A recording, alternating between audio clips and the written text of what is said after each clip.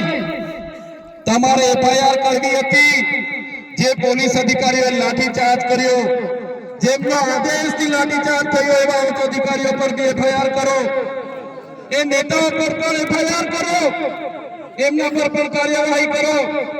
ભાજપના વન મંત્રી હમણાં જ નવા વનના મંત્રી બન્યા છે, એને હોસ્પિટલમાં પોલીસ અધિકારીઓને બધા સાથે મુલાકાતો લીધી, એમણે એવું સ્ટેટમેન્ટ આપ્યું કે જે પણ લોકોએ જંગલી લોકો અમારા પોલીસ કર્મીઓ પર હુમલો કર્યો છે એમને છોડવામાં નહીં આવે।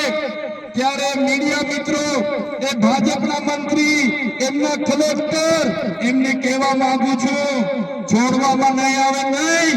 આ આદિવાસી સમાજ છે, અમારા એક પણ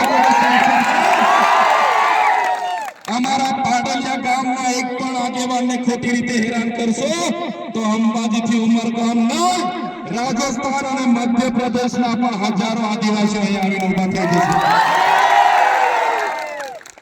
એફઆઈઆર રદ કરો, અને તમારે એફઆઈઆર કરવી છે તો બંને પક્ષે એફઆઈઆર કરો।